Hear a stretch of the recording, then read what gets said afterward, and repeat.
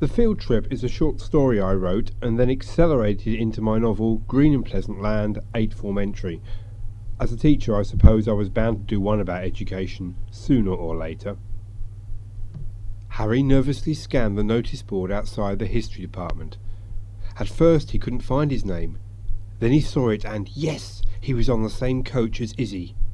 He felt like running down the corridor in triumph, but people were watching, so he didn't. That was the trouble with your first year at a new school. You didn't want to appear a pranny in front of anyone. No one at St. Kylie's wanted to look a pranny, because the kids never let you forget it. With any luck he could wangle to sit next to her on the coach. He reckoned she was cleverer than him, so he could ask her all about Glastonbury Abbey. God, Harry thought, Alex Devlin was annoying, droning on behind him about PlayStation 3 and Lord of the Rings 4, and how you could only kill Gandalf with the magic boomerang or something. As usual, no one wanted to sit next to him, though he was near the back of the coach. No sign of Izzy either. Please don't let her be away today. Mrs. Hargreaves came round with the worksheets. As usual, Harry had done his homework, but it all sounded like nonsense. At least with science you knew where you were, facts, not ifs and buts and maybes. Put your name and history group on the top, Mrs. Hargreaves ordered. Seat belts on, no litter on the coach, no travel sickness either. Harry dutifully wrote his name on the top of his worksheet. Then Izzy arrived. Yes, his was the only spare seat. Sorry I'm late, Mrs. Hargreaves, she apologised.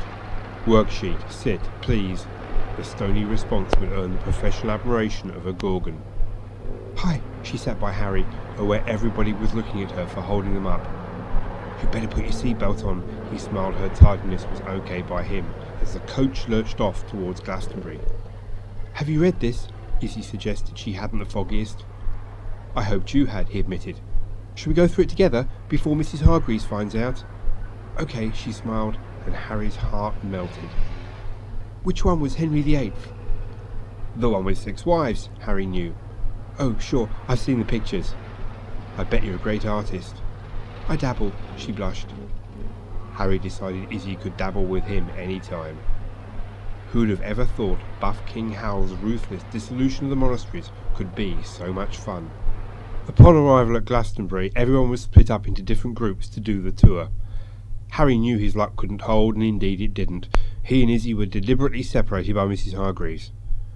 Bits of the combined history and RE trip were interesting: the pagan temple, the chalice spring where the curator said the Holy Grail might be hidden, and the tour where King Henry had hung the last abbot. Harry had desperately wanted to roll down the hill, but stuck in Mrs. Hargreaves' group he knew he'd never get away with it. Then lunch came in the Abbey Gardens, and a chance to escape. A chance to find Izzy.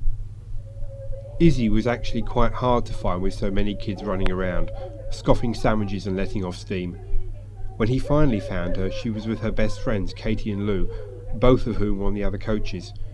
If he went up to her while they were there, everyone would know and he'd feel a fool, and Harry knew you couldn't look a fool in your first year at St. Kylie's.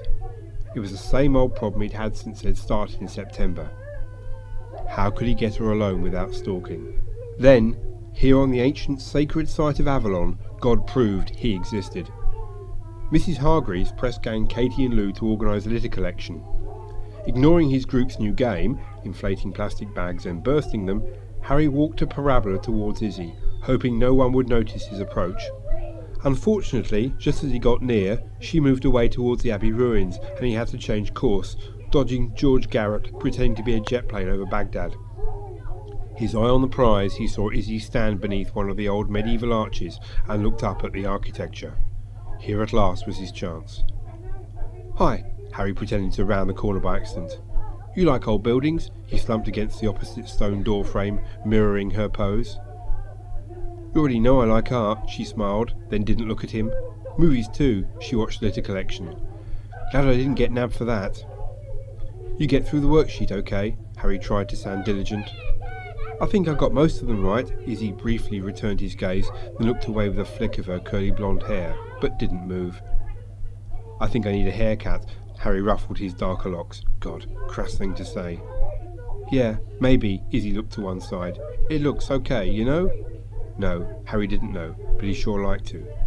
Movies. She said she liked movies. Have you seen Titanic 2 yet? He suggested. No, she looked at him. You? No, it's supposed to be good. They go back for the necklace. Apparently there's a killer shark in it too. Yeah, I heard. I'd like to see it. That was it, his cue. How perfect was that? Now, Harry Heslop, now's your time. Fancy going this weekend? If you're free, I am. I just thought... Yeah, sure. She drew out a highly illegal mobile phone. Let's exchange numbers. Can't talk on the coach, can we? Harry also drew his. Mrs. Hargreaves would go ballistic. Yeah, Izzy laughed. But in a school like St. Kylie's, body language travels fast. I think Miss Horrocks fancies Mr. Hislop, Sarah Edwards observed. I don't know. Jack saw it the other way round. I reckon Mr. Hislop fancies Miss Horrocks.